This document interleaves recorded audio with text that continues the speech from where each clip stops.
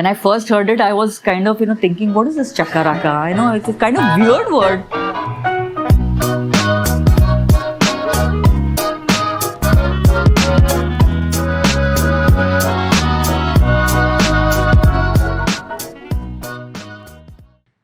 Hello everyone and welcome to the GMC show. I am Aditya Shetty, your host for this episode. Today we have a very special guest with us, a dynamic personality, a vibrant soul, a constant source of energy, Dr. Chandrakiran Hatiyal. Hello ma'am. Hi. Dr. Kiran is a graduate from class of 1985 at Grand Medical College, Mumbai. She is currently an associate professor at Department of Physiology, GMC Mumbai. Ma'am, we are very pleased to have you today. Thank you. Thank you for having me. Yes. Ma'am, as your name suggests, Kiran, a ray of light. Undoubtedly, you're a guiding light for many of students like us. But what was your guiding light in your childhood? Well, in my childhood, my role models were my parents. Actually, my parents are very selfless people. I saw them giving a lot to the society. I guess from there I picked this up, and it was always their wish that I should come into the medical field and do the same. So I guess that is where it all started. His parents' blessings and this is. Nice. Are there any specific memories of schools you remember? Like where were you born and brought up? I am very much a Bombayite, born and brought up in Bombay. My birthplace is actually Ayurvedic Medical College, Podar. So I was born in Podar Hospital because my mother would only take Ayurvedic treatment, so she was admitted there. And my schooling was, and I was most of the time grew up in Bandra. So I'm from the queen of the suburbs, and my school was also in Bandra, Cardinal Gracious High School. Very good school. I think it's from a mission in Poland. So they have extended one of their sub branches here. So I grew up with fathers and nuns and all. So a Catholic based school. So they were very much high on morals and all. So my school was like something which I always cherish with very fondly, very fondly. All my values have come from the teachers who have taught me. My school teachers were really great, really great. That's very nice, ma'am. And everyone has got their own reasons to pursue a profession. What was your motivation to choose medicine as a profession? Well, if you go back into my family history, my grandfather was an Ayurvedic physician. So maybe that part was there. I always saw him, making those kind of lotions or some paste and helping out people. And he would not charge anybody. And it was my parents' wish that I should come into the field of medicine. And of course, after passing my 12th standard, it was always more, in our generation, it was like whatever our parents said, they knew better. They were more wiser. They had seen more summers than us. So whatever they said was the last word. And children were more obedient. Yeah, we were much more obedient. It was never like, oh, I don't want to do it. No, that question never existed. And we had faith that what they are doing is definitely going to be for our better. And I would definitely say that, yes, what they chose for me, I'm very happy doing this. What did you have any idol or motivation to whom you looked up as a profession, in the professional sense? As in medicine? As in medicine? All my teachers, all my undergraduate teachers, my postgraduate, I've been very fortunate to have good teachers. So if I were to talk about anybody, for example, when I was in physiology, there was this Dr. Kulkarni, who was so kind, would always, but yet a taskmaster. It's not that she wouldn't, just because you're too kind, you don't do things and they let go of you. No, they would see to it that you do everything. Make you learn every trick of the trade. So all my teachers, right from my school, like my English teachers in 7th, 8th, 9th standard, 10th standard, I still remember them by their names. Because they taught me the subject so well that it developed a deeper interest in English as a language. If I wouldn't have done medicine, I would have surely done PhD in English literature, for sure. So my teachers have been very instrumental in grooming me, at least. We have also heard you're very fond of books. You're very fond of reading. Yes. So, I was a voracious reader. Before medicine, of course. After I came into medicine, then it was always reading medicinal books and never got the time to do anything. And I'm a big fan of Arthur Conan Doyle. A huge fan. I mean, his way of rationalizing things is amazing, par excellence. True, very true, ma'am. His Shakespeare, his writing in Sherlock Holmes is very. Very good. Even I have read the works of Shakespeare in my school days. We used to have a text called as Rapid Reader, in the sense, besides English, we used to have another textbook which you have to give as an exam. So we used to have works of Shakespeare. So I've read Shakespeare's work. That is how the interest in English language came up, because we have gone through all that. Ma'am, and when you decided to pursue your career as medicine, how did you come to know about GMC? And what was your journey from a school in Bandra to this prestigious institute? Well, after I did my schooling and I passed my 10th, I took admission in Ruparel College. That time Ruparel College was one of the top colleges, all the top-notch students used to go there. And so I got admission there. I did my science 2 years over there. Post that, after 12th, I got good marks. So then the merit list, my father said, my parents always wanted me to do medicine. So there was no question of going into engineering, because for me, physics, chemistry was not to my liking. I always loved biology. So then we filled up the form, and we didn't have CETs and all that time. We just had 4 colleges, so only Bombay. So the merit list was put up, and according to the merit list, I was getting Nair and I was getting Grant Medical College. Of course, KEM was immediately grabbed up by me initially. But I came to Grant Medical College because, first of all, there were very good staying facilities over here. The hostel facilities were very good, which was not there in case of other colleges. So that was one plus point. And it was one of the oldest institutions in Asia. So which the little bit of history my father knew. So my father insisted that, I take up Grant Medical College, and I took it up. Were there any particular expectations from GMC before you entered GMC? Like a dream? There are many of our students nowadays think they're influenced by movie scenes, movie colleges, they're influenced. So had you any expectations about GMC? Now see, as you said yourself that, that it's a movie, it's the exposure which creates those kind of expectations. But in our times, going for a movie was a bonanza, Like once in 6 months or once in 4 months, we will go for a movie. And when we go for a movie means we're all ready and like we're going for a party. It's not the case nowadays. Nowadays, at the click of a button, everything is available. So we didn't know much about, except for the fact that it was a government institute. So a government institute was, according to my father, was always preferred. It's a better institute with a better staying facility. And when I came, I was a type of person who always, lives for that day, wait and watch. I see and observe what things are. And then I don't come with some expectation that, yes, this is what, because if that is, now when I look back, I think that's good for me, because if there's expectation and if it doesn't meet your expectation, you will be ending up being frustrated. So I just took each day as it comes. That's nice. Ma'am, let us talk about your initial days at GMC, the iconic Anat Hall, your first encounter with the Lancet, and the biochem practicals. How was it? Please let us through your memory. Oh my God, it was August 21st or August 23rd, if I'm not wrong, 1985, when we were all called for the Dean's address. And I remember going in the Anat Hall, and Anat Hall is something which is larger than life.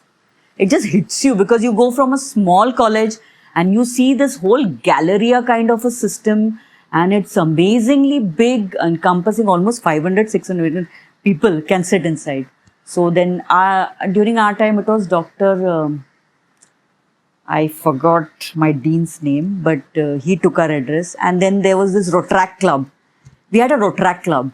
Okay, so the Rotaract Club members, like a bunch of students in 3rd year or some 2nd year, they would come and then they would take you around to orient you with the campus. So they would take us to Coroner's Court and show us pathology, microbiology, and they would take us to the morgue, where the autopsies take place. So they orient. So it was a very pleasant first day. I just enjoyed it. I was thoroughly looking forward to what more is there to unfold now. I mean, 45 acres of land expanse in a city like Bombay is huge. It's huge. I mean, one department here and the other department is in one corner. So that was a thing of pride for me. And I went and told at home, oh, look at my lecture hall. It's like mind-blowing. Yes. Ma'am, obviously you have come from Mumbai local, it's okay. But hostel life experiences, any hostel life memories or mess food, How was it? Yeah. We had. Remember the name of our Shetty also. His name was Pushpa. He's now one of. If you go to, which is that place?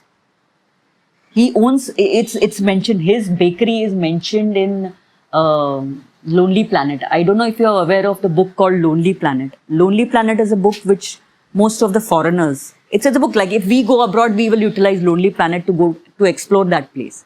So when people, A travel guide. it's a travel guide booklet.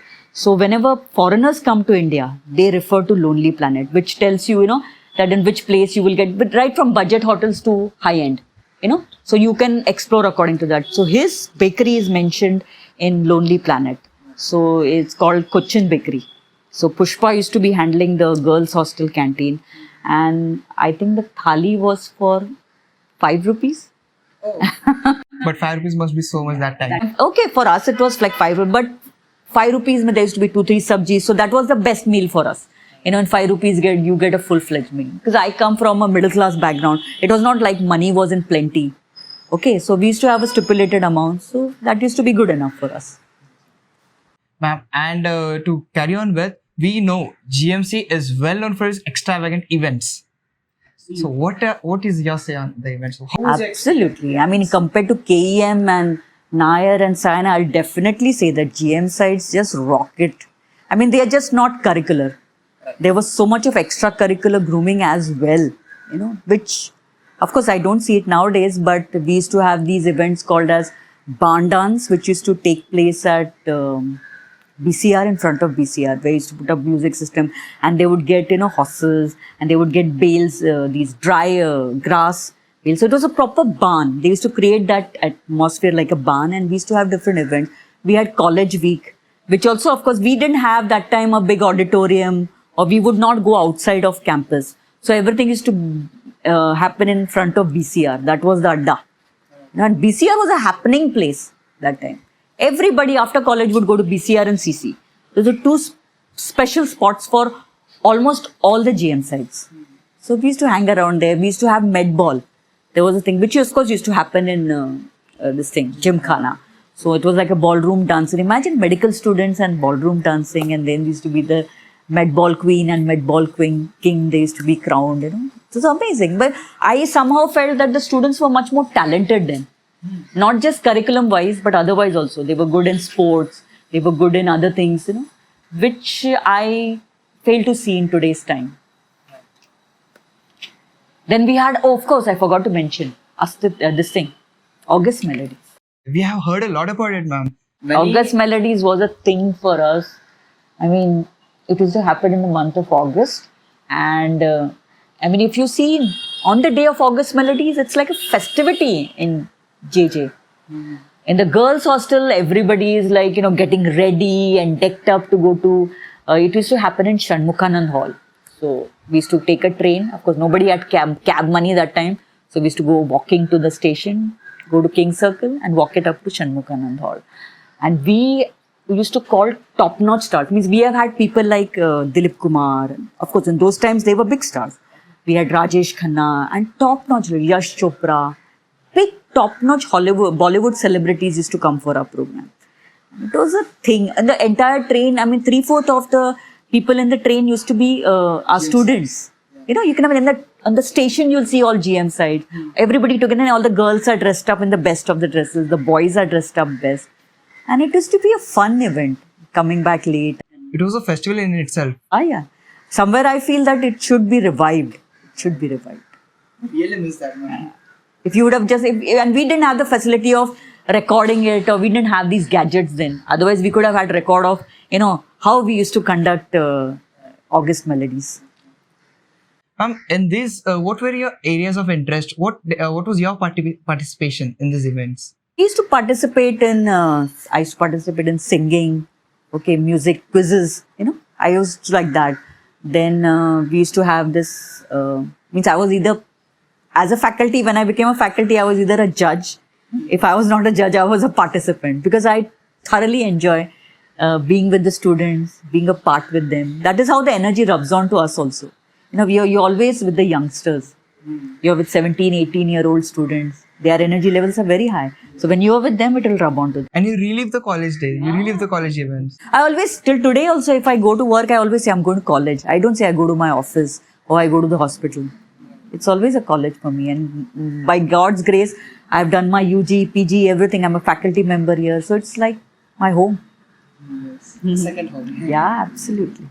Ma'am, many a times in a student's life, there are instances where we are low, or not low, but in general, there are escape places in our campus. So, what was your escape place, and do you still go there? My escape place used to be accompanied with all my friends who are not there anymore. In the sense, not there here in campus. So we used to sit either in front of BCR, CC, and when this thing came up, this 300 residents. So I don't know, if you go from BCR towards 300 residents, you see that corner. Now they park cars over there and there is a shutter. So we used to all sit over there. And I'm very sorry to say, but pass comments on people and make fun of them. That is what was college life about. We used to have a lot of fun sitting over there. I don't go there anymore because those people with those kind of mindsets are not there. They've all gone. The fun people have gone. Ma'am, Mumbai is known as a city of dreams, or a city that never sleeps. What was your experience exploring Mumbai outside GMC campus? It is true. I totally agree. This city never sleeps. Even if you go out at 2 o'clock in the night or 3 o'clock in the night, in Kalwa Devi, there is this Abu Baba joint where you will get food. You'll get great sandwiches. So it's a happening place. And Bombay teaches you a lot of stuff. It really grooms you. If you see students who come from outside, and the way they are in their first MBBS and by the time they leave, there is a drastic difference. They become smarter, sharper. They know how to handle and manage things. I agree. It really helps to be self-sufficient and grow as a person. It teaches you to be independent. Especially if you are a hostelite from outside, you can take your decisions on your own. You don't have to depend on others. Otherwise, generally, when you're at home, you always, your back support system is always your parents. So you'll always look back and say, should I do it? Should I do it? But in hostel, you are on your own. So you learn to live on your own. In fact, we used to say that if you stayed in hostel, you can stay in New York. No problem. A teacher plays a very important role in any student's life. And you have repeatedly said about your teachers being so generous, so kind. What are the special memories you have with the teachers? How has it evolved? The student-teacher rapport has evolved in this present times. My teachers were very simple, but taskmasters.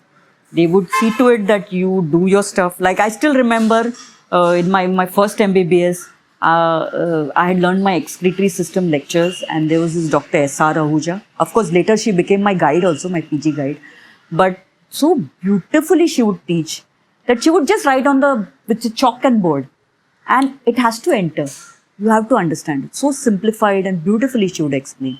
I remember all my biochemistry practicals. These are some of the teachers which I distinctly remember. Dr. Vadia from biochemistry. So if you go to her with, say, Hayes sulfur flower test, for example, then she'll ask you, okay, what is this test? What is your observation? And what is your inference? So you have to be thorough. And because of doing this, because of this practice which she used to do with us, she was our batch teacher, it became very easy for us to do biochemistry practicals and all this when we gave our university exams. Because we knew it by heart, that it decreases the surface tension, so the sulfur flowers sink, or Follen-Woo's test method of estimation of sugars, or you have Mellon's test where there's a play of colors of different bile acids. So all that, and she used to explain it so wonderfully and make you repeat it. So it was etched. It was etched in our memories. So they made us do it. That's how they brought out the best in us. Like I remember my lectures on drowning. There was this Dr. Sapre. I still remember him explaining how freshwater drowning took place and how saltwater drowning took place. And what are the changes which take place. It's difficult. It's in donkey's ears. Yeah, we just imagine. Beautiful. And not only, I mean, being from vernacular medium, my teachers would speak fluent English and Oxford English. Trust me, there was no slang or there was no Bombaya language as such. They used to read for physiology, they would read Samsonite. If you read Samsonite, you'll realize that it's one page is like equivalent to at least 50, 60 pages of Guyton. It's that concise physiology. When we started reading Guyton, they would read Samsonite. So they were, and it's a British book, it's thorough. So they would teach from there. And they would explain it so well. Of course, not all of them, but most of my teachers were like that. And they would see to it that if you have not done properly, they will call your parents. So that feedback system was always there. You can't just escape, abhi ho gaya to, no problem. Your parents will get a letter. A letter used to go from the department stating that your ward has performed like this in the exam. So the parents have to come and meet. So we had Dr. Lele in, Dr. Ellen Mehta was our HOD in anatomy. We had Dr. Usha Joshi. Dr. Usha Joshi was like a mother. So sweet she was. And we had Dr. Samant was the HOD. Of course, I don't think so. He's there in today's time. But we had these teachers and they always supported us. They chastised us when we were wrong. But they saw to it that we did the right thing. And how has it evolved in this present times? What difference do you see? See, when we were students, we could not approach our teachers very easily. There was always this line which we would not cross. I mean, we would never go to the HOD's cabin or go to the in charge's cabin. I feel today's teachers are more friendly with the students. So students should take advantage of that and try to, get the best out of the teacher and try to, learn whatever they don't understand. Like, for example, I'm taking an online class. But there are so many students who on my personal WhatsApp keep putting on queries, which was never the case for us. We would never go. We would read 3-4 books, and try to find out on our own. And we didn't have Google or we didn't have any database where we, just type in and get it. No. We had to go to the library and if you have to read from 3 books, your table is full of books.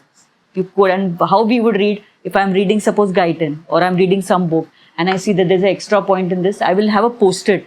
So I'll write that down and I'll stick it in my book. So when I read at the time of exam, my book is complete. That's how we used to do. Unfortunately, we never experienced the Gurukul type of teaching or not much of chalkboard teaching. In our generation, it is just digital learning, animated videos, presentation learning. So, but as technology advanced, and if you don't do it also, people feel that what are these? They're not using technology.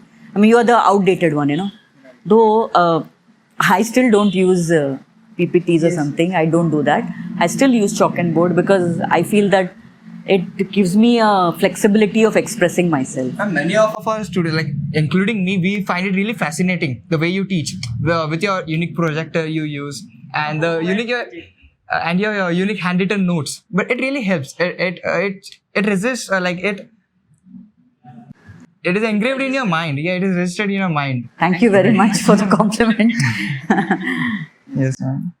Ma'am, during we were speaking about Mumbai and Mumbai monsoon. What were your memories of Mumbai monsoon, especially, or your favorite food places, your favorite movie theaters, your favorite hangout places? Monsoon in Mumbai is a thing. I mean, we used to go whenever it used to be raining too heavily, in the sense we know now it's going to be incessantly raining.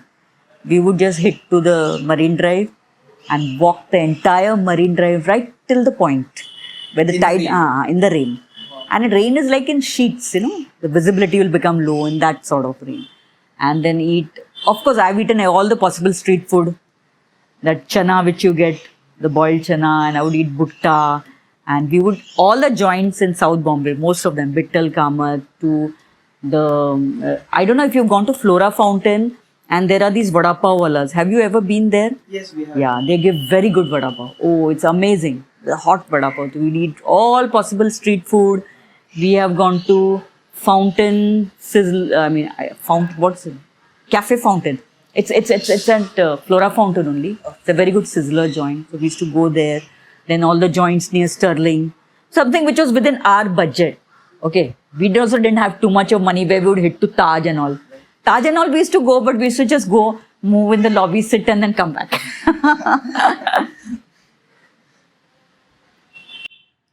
Ma'am, when you came across the physiology as a subject in your first year, can we say was it your first love at sight? And how did it motivate to, what did it motivate to become a physiology teacher? I never thought in my life that I'll ever do physiology. Honestly speaking, I wanted to do radiology. And radiology seats were that time going like very high marks and all that. So I knew that I would not get radiology. So I took a drop. I said, I'll wait and I'll do it after. That time we had that thing. After 6 months, you can again do it. So one of my friends called me up, Dr. Jayant Makwana. He was in physiology. So he said, they are giving these assistant lecturers post.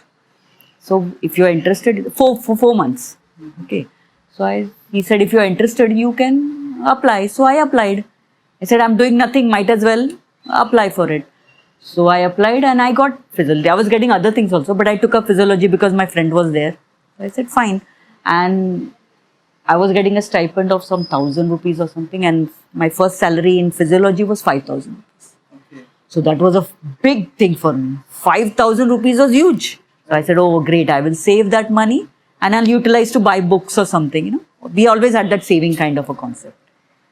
So, and in those 4 months, like I said, that our teachers, they would straight away, you join, go take a tutorial. And if you're taking a tutorial, means you really have to study. You can't just read from one book and go. And that time it used to be a entire maximum of the students were from Bombay.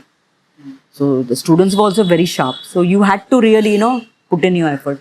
So we started reading and taking tutorials and practicals and all that. And in those 4 months, when I started taking those classes, I realized that I was really enjoying it. I really enjoyed being with the students. Not only with the students, but the faculty members were also very nice. I had my friends like Dr. Anita George. I don't know, you have not had the fortune of having her as a teacher, but you missed it, that opportunity. Then Dr. Makwana, then we had Dr. Unni Krishnan, Dr. Thorat, lot of people. We were like, I think, 14 assistant lecturers at that point of time, just the juniors. Forget the associate professors and all that. So it was a huge staff. And we used to go out for picnics and this. And I really started enjoying my life. And I said, why not? I'm enjoying being a teacher. I like the subject. Third thing is I love the subject. I love physiology. When you read physiology, I don't know if you have experienced this, but it's like an eye-opener. You realize, oh, this is what happened. It is fascinating. We learn many new things. Very many things. And the in-depth knowledge, oh, this happened because of this. So that clarification is there and you feel that dust clears and you start seeing the light now. Right. So those are 2-3 reasons why I took up MD Physiology. And then after 4-5 months, 4 months were over, my post got over. So my HOD called me and told me that the seats which got lapsed, you know, they reopened and they were advertising them amongst the department people. So she said, would you like to take up MD Physiology? I said, why not? And I took up MD Physiology. And I've never regretted it, ever, till date. And the rest is history. Yes, I have thoroughly enjoyed being a physiologist. Yes. Ma'am, and we also know that you are a spiritual person. So how has spirituality helped in your life, balancing of life? Oh, very much. Spirituality, I mean, I was one person who was only into, you can say that I was on a brink of atheism. Not totally atheist, but not a theist either. You know, somewhere in between, because my parents were very devout, and so I would like kind of, okay, namaskar kar diya to kar diya, yeah, you know, ek deepak kar diya to, I mean, just light a lamp or something of that sort. But I was definitely not into God or something. I was more into myself, you know, depending on myself, more into exercise, enjoying, having fun, and I did that. I had no regret. I did everything possible. I had very good group of friends, and during this course, somewhere in 2011, somebody told me to do a journey of self-discovery, which ISKCON does on a regular basis. And I did that course for 6 days. It's like 6 days, 6 different topics are taken, which was a huge eye-opener for me. I got answers to most of my unanswered questions. And on the 6th day, I knew that, I got that feeling that this was a missing link of my life. At least it was for me. And then I enrolled for Advanced Bhagavad Gita. I started reading Bhagavad Gita. Of course, reading in the sense, Bhagavad Gita is not something which is to be read by your own, because you will interpret in your own way. It has to come in Guru Parampara. The Guru has to teach you. Otherwise, what he will say, it's like how you read Gaitan. You might somewhere in between misread or interpret in your own. When the teacher will tell you, no, it's not this, it is actually this. So a guru has to teach you, and after that, everything was like, it was kind of an anchor in my life, like you're running here and there, and suddenly it stabilizes you, it composes you, it gives you the right perspective and makes you understand. And when that took place, I was so much more happier with myself. Not that I was unhappy, but that satisfaction was there, that inner contentment took place. Now, surroundings don't matter to me much because that contentment is there, na? Okay. Ma'am, you say many a times when you squeeze a lemon, you get a lemon juice. You cannot get a Mango juice is not going to come out of it. and that is what reflects as a person to your society. The way you are. What is within is going to come without. Nothing different is going to come. If you are bitter on the inside, you will be bitter on the outside also.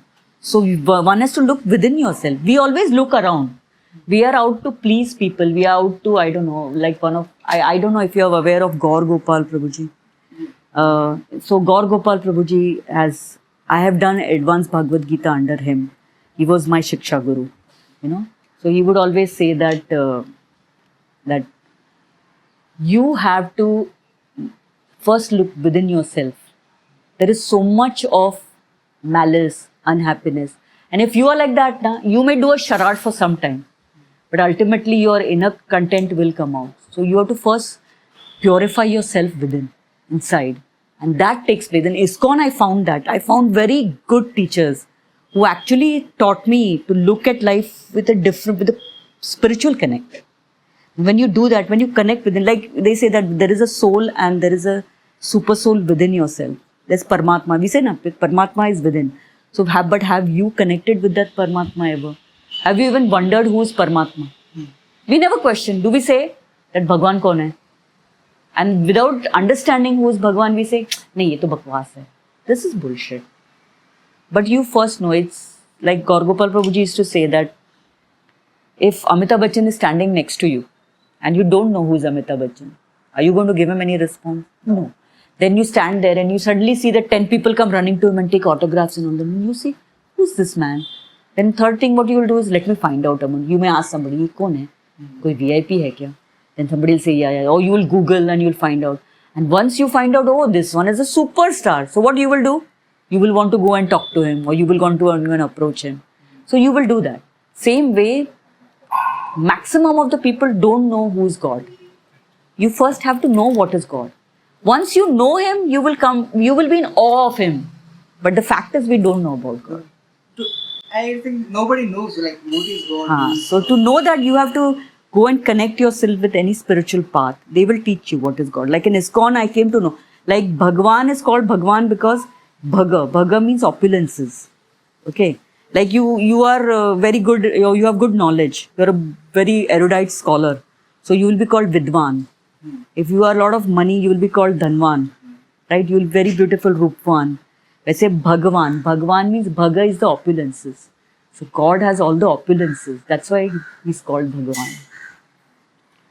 I'm not sure about myself if I am a spiritual person or what is spirituality in general, because what I think of spirituality is you need to go daily, you need to pray daily, you need to have every knowledge about all the Vedas or everything, all the spiritual role it is written. Is it so?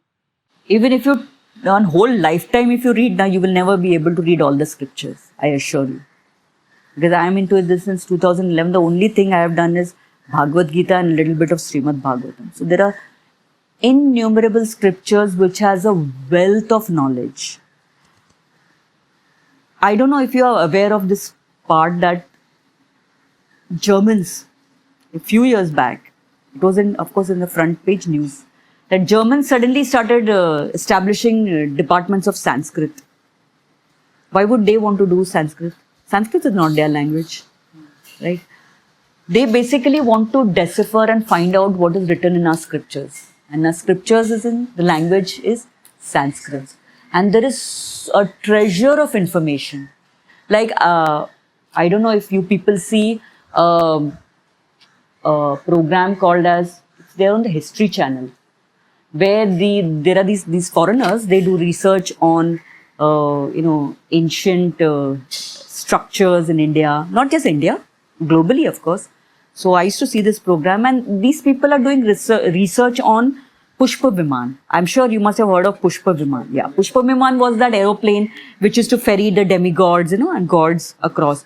So they are actually studying the aerodynamics of it. We are not bothered about it. We are not doing anything about it. We don't want to know also what is Pushpa Viman. And they are doing that research because there is a lot of information in our scriptures which holds true in today's day and time. For example, if I'll tell you that when you're 5 years old and somebody says that cross at the zebra line, okay. Now you are today how many years old? I'm 20 years old. 20 years old. Does it change? No. It stands true. Today's date also time also it's true. You have to cross it. It's we who don't do it. We do jaywalking and we meet with accidents or whatever, XYZ. But some things it holds, it stood the test of time. Since time immemorial, it has proven the same thing. Why don't we study it? At least give it a chance. I think you should study it. Once you study it and then you say, no, this is not right or this is not for me, then I can accept that. But before studying it, if you are going to pass a judgment, nahi, ye to aisa hai. It's not correct. It's wrong. We have heard a lot about GMC spirit and the GMC anthem, Chakaraka. So what does it mean to you? And how was it when you first heard about Chakaraka? When I first heard it, I was kind of, thinking, what is this Chakaraka? It's a kind of weird word. I mean, what is Chakaraka? But then slowly and steadily, it, became a part of our curriculum only. Whenever we were happy, we achieved something. Even when we were unhappy and didn't, we would say, okay, let's say the GMC slogan and, to just pep us up. So we would always shout out the GMC slogan. Is there any story behind that? Do you know any story? How was Chakaraka? No, there is a story, but I think the grand seniors will be able to tell you how. I had heard it, but I don't recall it very vividly now. But somebody had said why this slogan came up.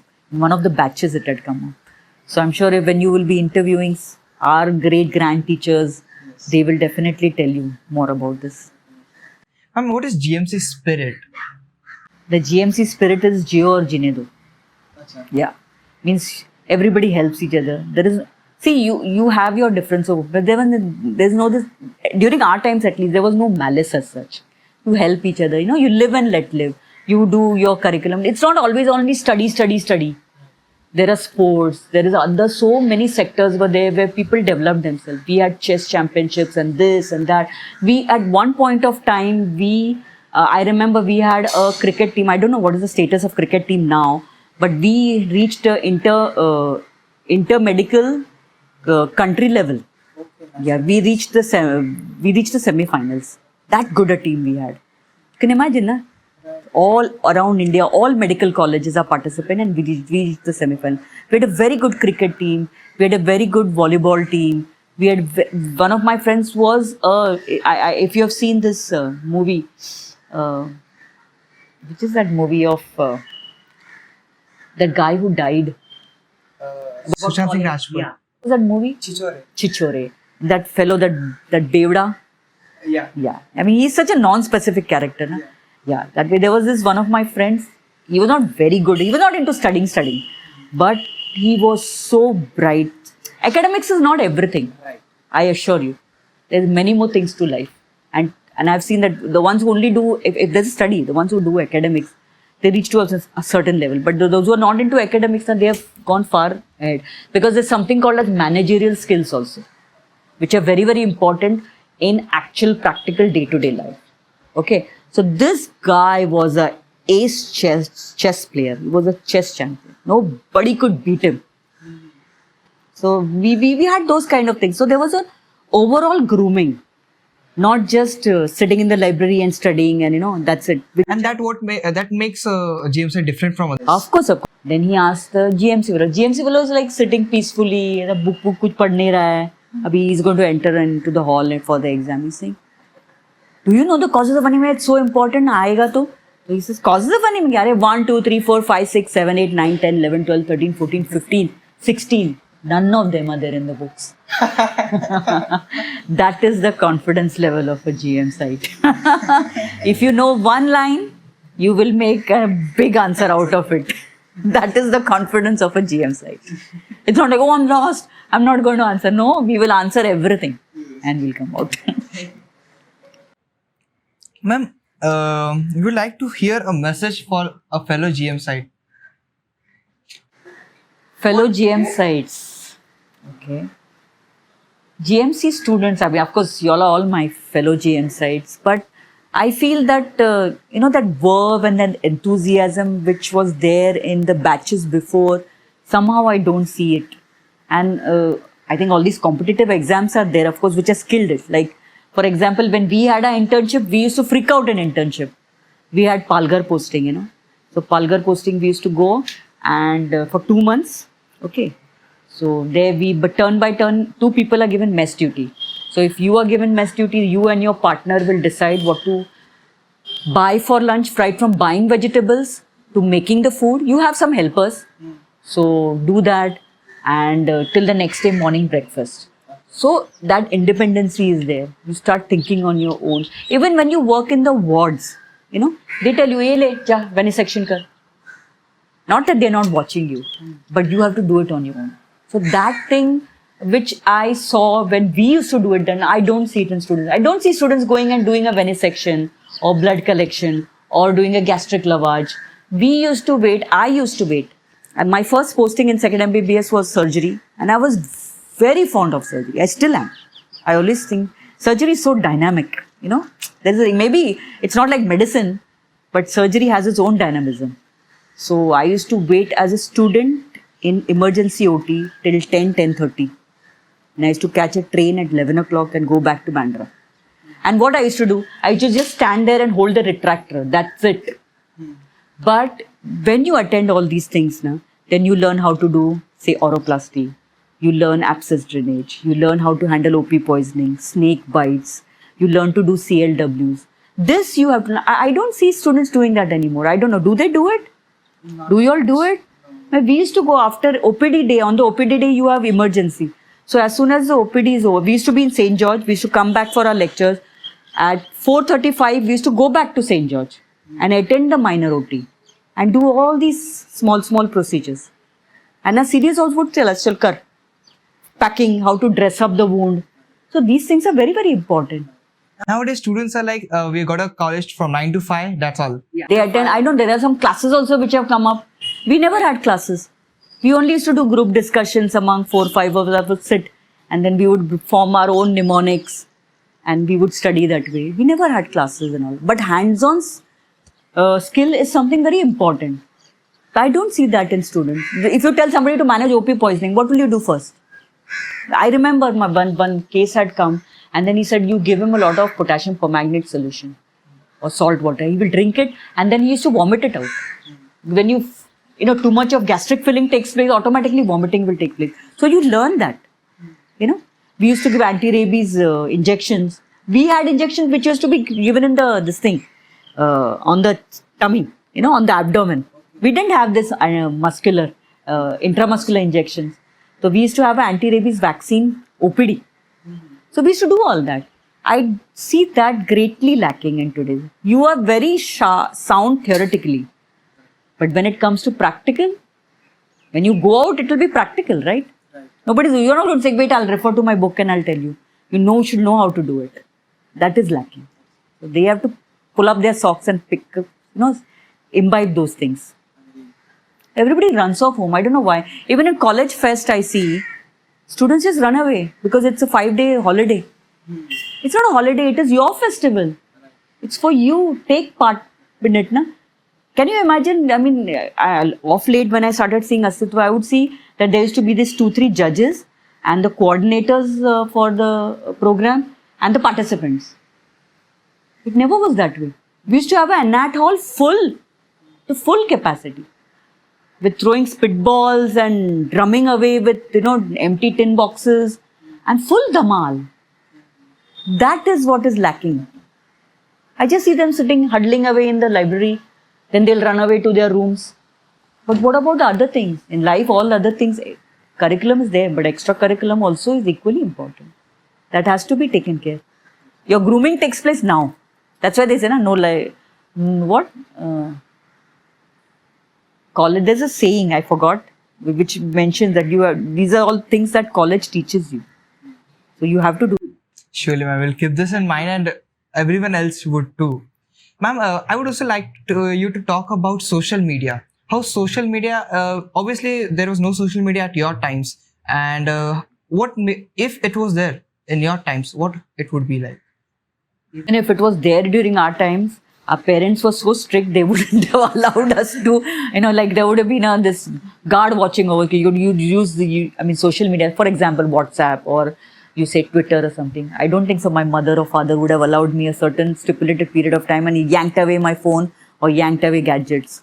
They wouldn't. And we also wouldn't go against them, which is not the case in today's date. Today's date, people are hooked on to gadgets. Morning you get up, first thing everybody sees is your mobile. You see what WhatsApp messages or how many likes you have got. This is one sad thing I feel. That people have so many virtual friends, but the real friends are not there. We were people's people. We didn't have all this, na? So we had to interact. That human interaction was there, which is not there in today's day. Everything, right from buying things to everything is online. People don't go anymore to this thing, except for people who really want to and are interested in a different way. They will go and they will buy. But at the click of a button, everything is available. So that is minimizing the human interaction. And for development, human interaction is a must. Definitely true, ma'am. Ma'am, we know about your singing interest, how good singer you are. Crooner rather, you can say. No, ma'am, you're really made of this. No. Is there any song you would like to dedicate to this campus, to this GMC? First of all, I'm not a very great singer or something. I used to sing and we used to participate in Antakshari and music competitions and all that. But there is a small poem which is very close to my heart, which one of my Shiksha gurus in ISKCON has, during one of his lectures he had recited, and I felt it's very, very relevant to our today's day and time. So if it's okay with you, I'll read out that poem. Sure. Okay. It's called The Paradox of Today's Time. In today's time, there are taller buildings and shorter tempers. There are wider freeways but narrower viewpoints. We spend more, but we have less. We have more, but we enjoy it less. We have bigger houses, but smaller families. We have more conveniences, but lesser time. We have more degrees, but less sense. We have more knowledge, but lesser judgment. We have more experts, but even more problems. We have more medicines, but less wellness. We drink too much, smoke too much, laugh too little, drive too fast, get angry too quickly, get up late, get up tired. We read too seldom, we watch too much and pray too seldom. We have multiplied our possessions and reduced our values. We have learned to make a living, but not a life. We have added years to life, but not life to our years. We have been all the way to moon and back, but we have trouble crossing the street to meet our next new neighbor. We have conquered our outer space, but not our inner space. We have done larger things, but not better things. We have cleaned the air, but polluted our souls. We write more, but learn less. We plan more, but accomplish less. We have learned to rush, but not to wait. We have higher incomes, but lower morals.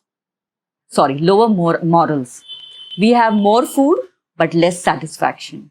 We have become long on quantity, but short on quality. These are times of fast food and slower digestion. Tall men and short characters. Steep profits and shallow relationships. These are times of world peace, but domestic warfare.